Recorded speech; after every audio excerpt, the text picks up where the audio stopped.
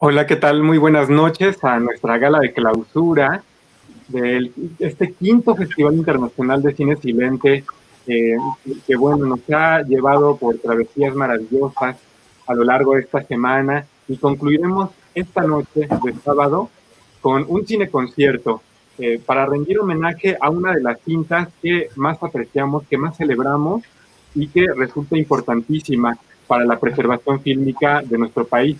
Estamos hablando del Tren Fantasma. Y para presentar también este evento de gala, nos acompaña Hugo Villasmith, director de Filmoteca de la UNAM, a quien saludamos con mucho aprecio y con mucha gratitud por recibirnos Gracias. este año, ser hogar también del festival. A José María Serralde, el maestro José María Serralde, también le saludamos con también agradecimiento, pues, mucho cariño por estos 5 años. Y bueno, antes de escucharles, quisiera ponerme un poquito nostálgico, si me lo permiten, porque el Tren Fantasma, esta cinta que veremos a continuación, se presentó en nuestra primera edición. Este fue el primer cineconcierto de gala que celebramos en 2016, musicalizado por Comantuxuxpe, selló finalmente el hermanamiento con Filmoteca de la UNAM como uno de los hogares del festival.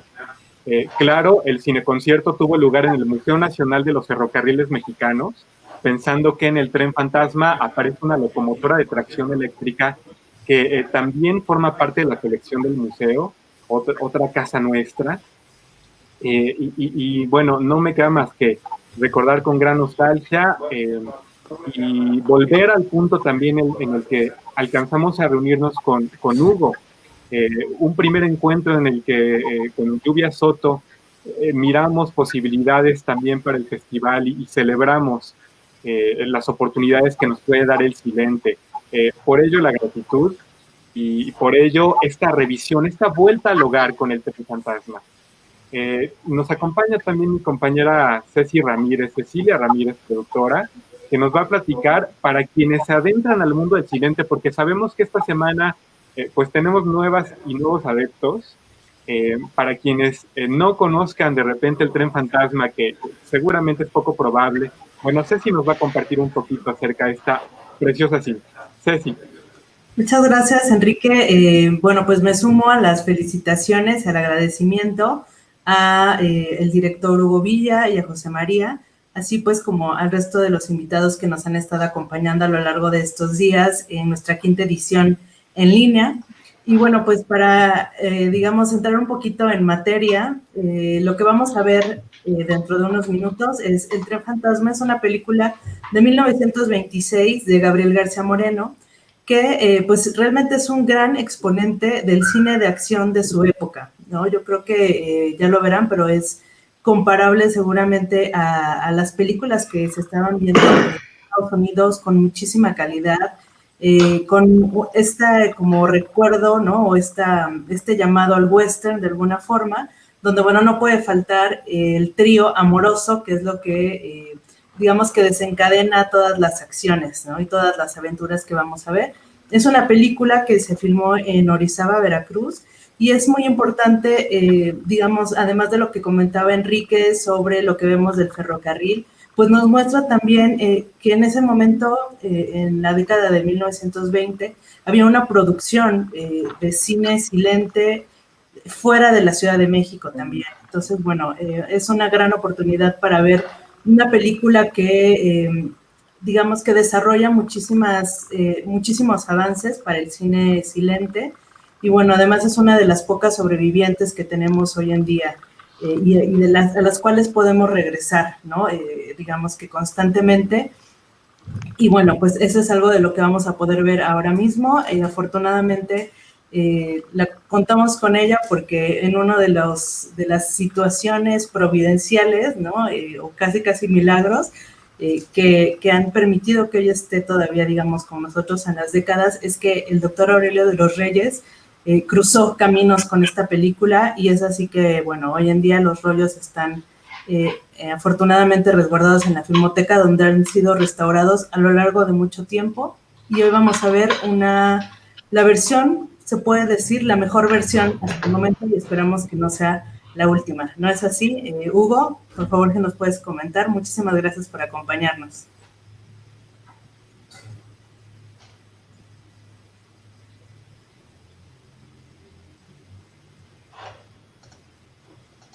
Querido Hugo, preguntarte la importancia del Tren Fantasma para Filmoteca de la UNAM. Decíamos tras bambalinas que, que es el año de esta cinta. Este 2020 representa el año del Tren Fantasma, no solo porque se presentó el cuaderno de restauración, pero cuéntanos más sobre la importancia de esta cinta para Filmoteca de la UNAM. Pues sí, le hemos estado dando mucho juego al catálogo que tenemos ya de cine restaurado.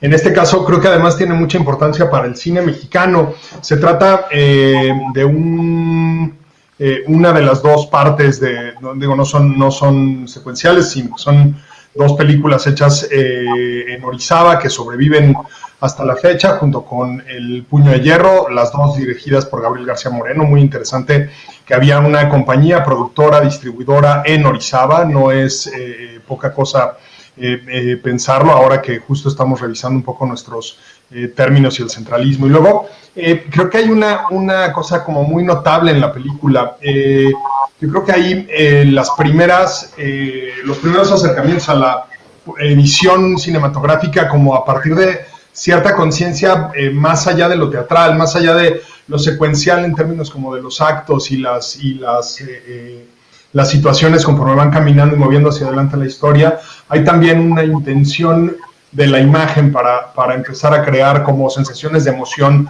un poco cercanas, yo creo que más que a estas monumentales expresiones de Griffith, yo creo que más bien cercano a esta película que de repente vemos muy poco de asalto y robo al tren, ¿no? Y por ahí este tipo de edición en el que el tiempo va cortándose y va acelerando el ritmo de edición, y creo que ahí hay mucha conciencia. Es de nuevo algo que yo siempre he sostenido, que en México desde que llega el cine se hace mucho y muy buen cine, y además tenemos la enorme fortuna de escucharla hoy en vivo con Chema, que es una oportunidad de oro, no solamente porque se escucha al cine con una partitura, como se pensaba cuando se hacían las películas silentes, sino porque esta partitura está reinterpretada cada vez. Entonces cada vez es una inflexión, un pequeño cambiecillo en eso, y pues es una oportunidad única.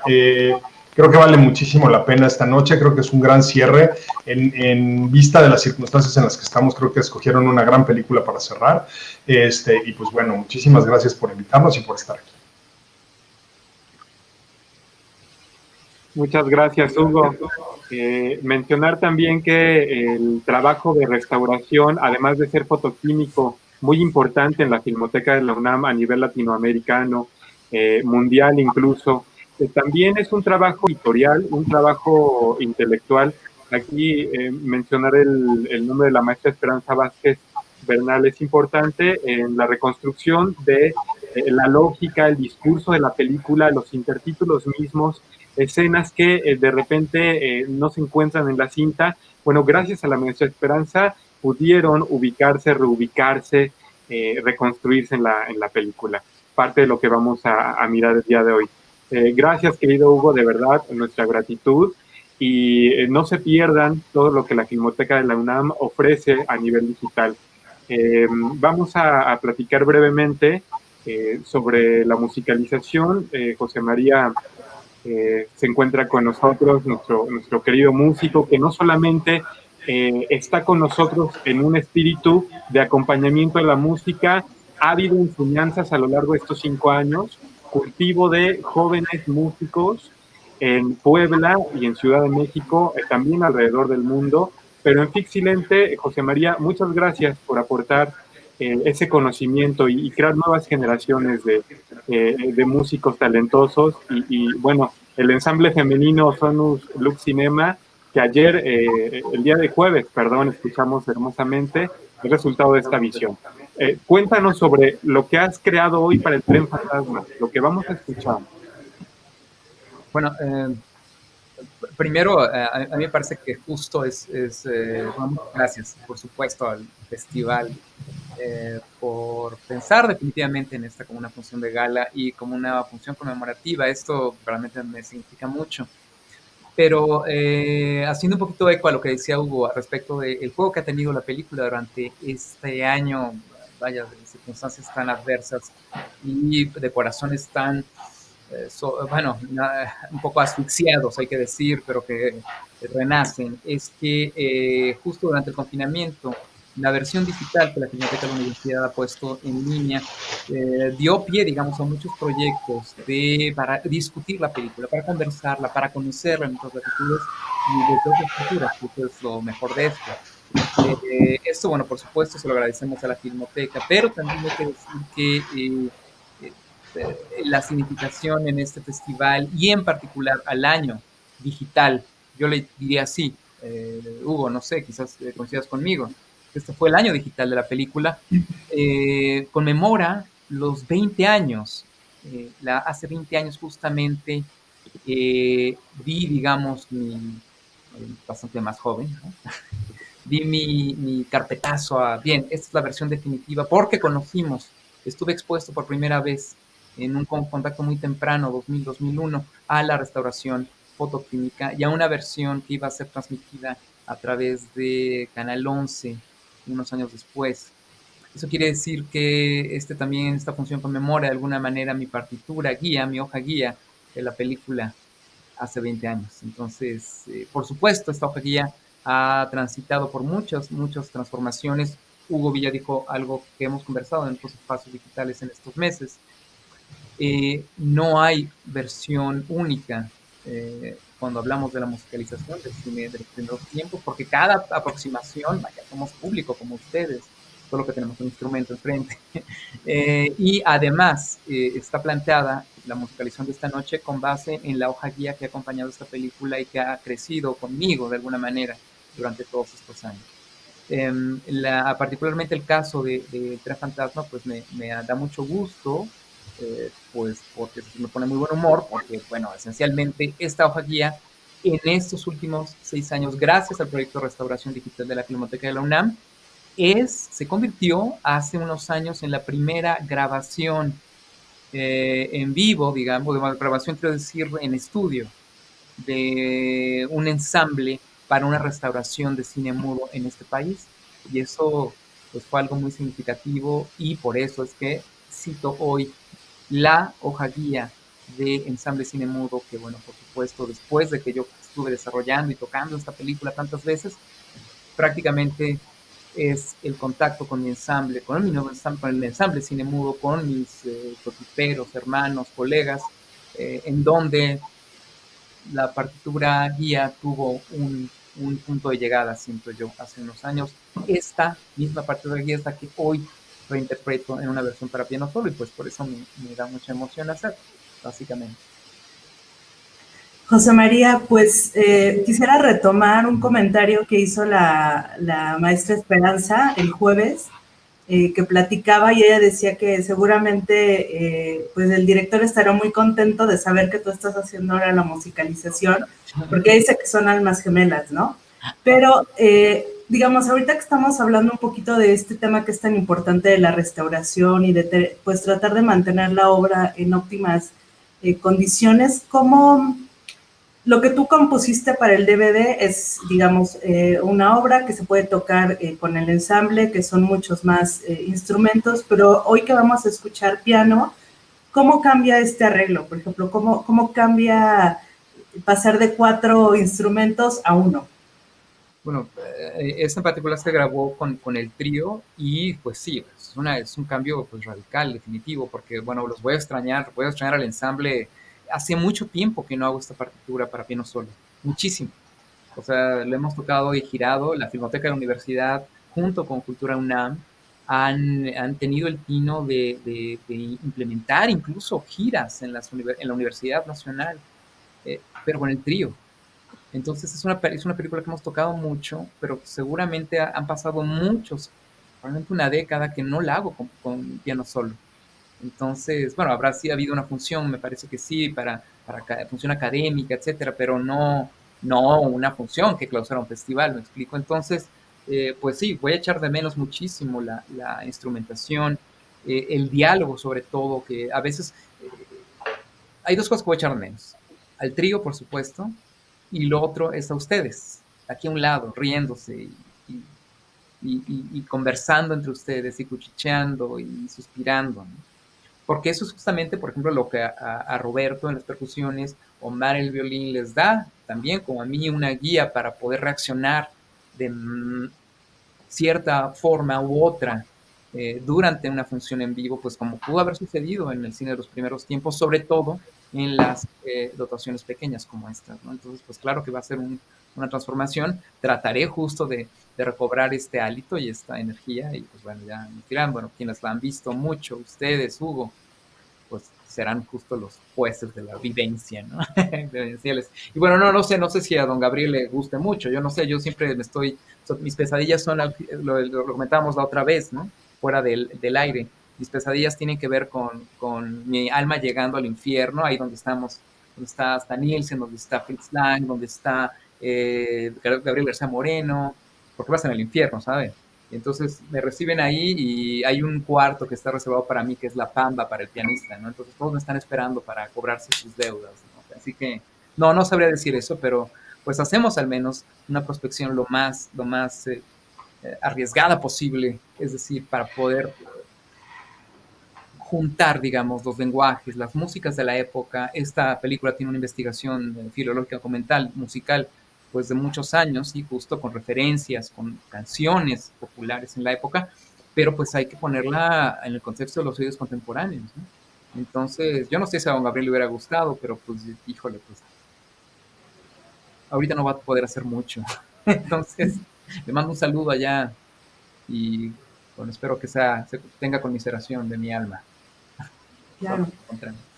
Pues me gustaría comentar que pese a que en otros festivales, muy a su pesar también, han tomado la decisión a veces de grabar, ¿no? las películas y grabar la música, pues para evitar ciertos temas técnicos, hemos también como que tratado de mantener el mínimo, ¿no? de lo que es la vivencia en el festival, que son nuestros cineconciertos de gala, que son esos momentos, esas noches que dedicamos a disfrutar el cine silente como antaño, ¿no? Porque algo que siempre pues como que se recalca es que el cine era mudo porque, bueno, no había voz, pero prácticamente nunca fue silente, siempre hubo música y siempre ha sido este elemento que acompaña y que permite, pues, redondear la narración. Entonces, bueno, este cineconcierto de hoy prácticamente es pues como un capricho para tratar, digamos, de recuperar un poquito de lo que es el festival, ¿no? Y lo que tratamos de hacer año con año.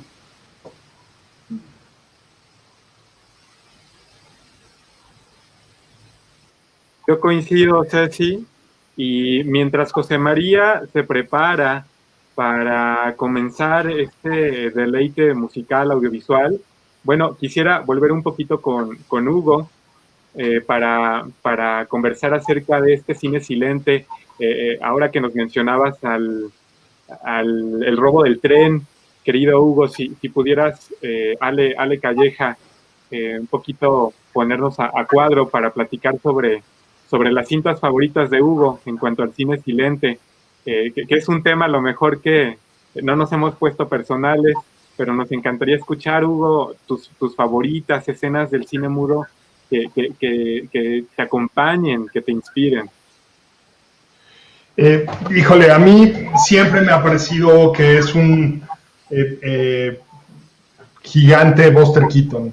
Su capacidad de construir ficción a partir de su cara y de su físico y de entender el espectáculo que era el cine siempre me deja muy sorprendido y siempre me gusta, lo disfruto. Hace un par de horas veía justo un tweet de la Cinemateca Francesa cuando Buster Keaton estuvo ahí, y la descripción de quien lo acompañó y cómo Buster Keaton preguntó que por qué había tanta gente ahí, le dijeron que era porque estaban por él, y con la misma cara de siempre, lo único que alcanzaron a ver es que se le derramaba una lágrima, ¿no? Entonces a mí Buster Keaton siempre me parece enorme, y Chaplin, por supuesto, creo que son, en realidad creo que son los dos grandes inventores de un montón de cosas que después entendimos en el cine y que tienen que ver, sí, con la emoción, que de repente está muy presente en Griffith y en algunos otros directores del periodo silente, pero que tiene, pues eso, como registros mucho más cercanos a la gente común, y eso me gusta mucho de ellos dos. Y por supuesto, una de las cosas que siempre me emociona es que seguimos viendo todo el tiempo cine silente y que se sigue produciendo, ¿no? La versión más pura del cine es la que prescinde de la palabra un poco, la que usa a la enunciación cinematográfica como mecanismo para transmitir sus emociones y su narración, y pues siempre es muy bonito encontrarlo, ¿no? Hace muchísimos años pasaban en la tele con mucha frecuencia el detrás de cámaras de la primera Star Wars y hablaban de cómo se había hecho la mezcla sonora, y uno de los retos que se habían planteado era justo que la película pudiera ser entendible si le apagabas el sonido. Y en una película tan de fórmula como fue esa primera trilogía, y cada vez más de fórmula, de cualquier manera se entendía. Entonces a mí eso es lo que más me fascina, ¿no? La capacidad de entendernos exclusivamente a través de convenciones de imagen, y eso es algo que el cine silente siempre tiene, y como se sigue produciendo. Además, ustedes acaban de estrenar algunos cortometrajes por ahí que creo que es muy valioso, entonces pues siempre emociona. Totalmente, Hugo. Es muy lindo saber que estamos conectados en ese sentido, asombrarnos siempre por la imagen y para la imagen. Y otra vez nuestra gratitud nunca será suficiente, de verdad. Agradecer por el chance de celebrar al cine silente en México. Y bueno, vamos, ¿qué te parece, Hugo, a presentar a José María? Claro. Ya debe estar listo. Te escuchamos, Hugo, para que cerremos contigo, con tu voz, esta noche de gala. Pues eso, con José María Serralde en solitario, esta vez al piano, con una partitura transportada para que sea de trío a piano. Los dejamos con la versión restaurada del Tren Fantasma para el Festival Internacional de Cine Silente, y muchísimas gracias. Buenas noches. Gracias. Muy buenas noches, que disfruten la función y nos encontramos en 2021.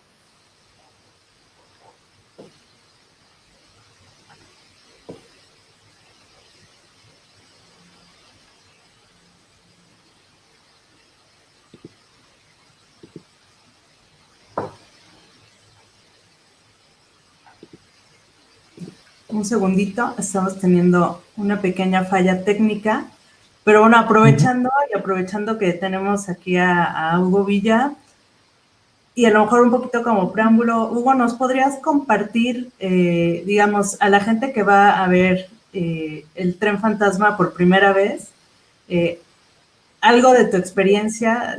Porque digo, ustedes la han visto muchas veces, ¿no? Pero creo que no deja de ser sorprendente cada vez que uno se expone a esta película, porque hay un montón de elementos que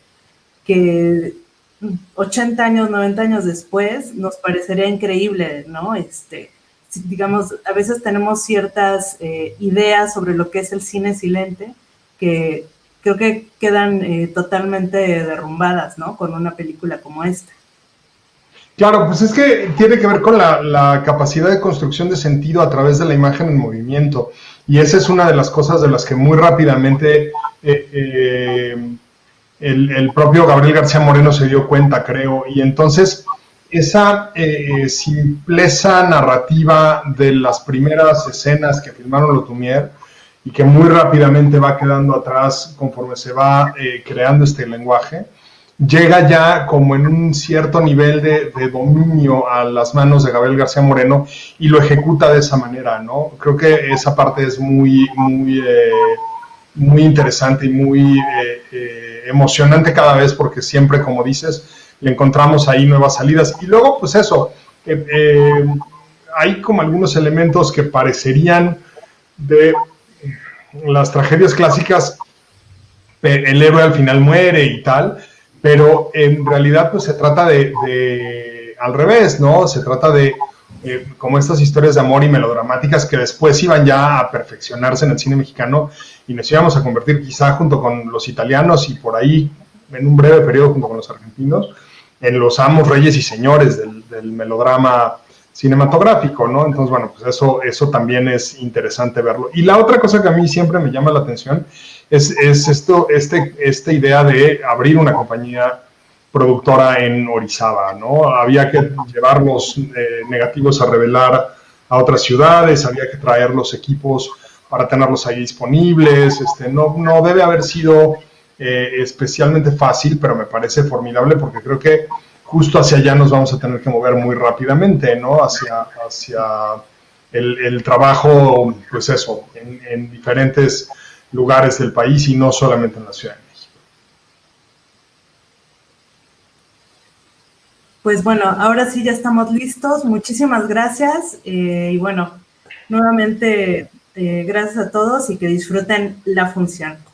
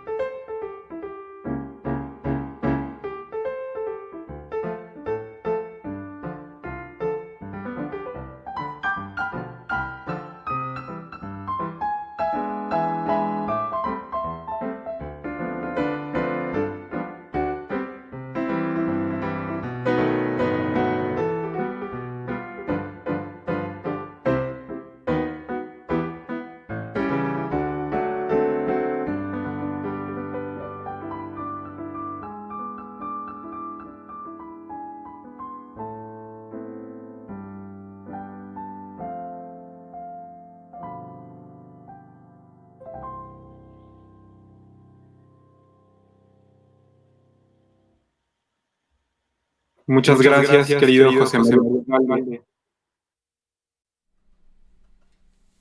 Vente. Muchas gracias. También. Gracias al Fixilente. Felicidades por los 5 años. Felicidades por los 60 años de Filmoteca.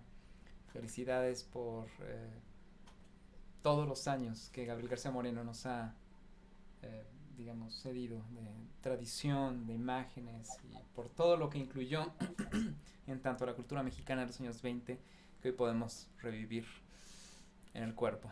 Muchas gracias.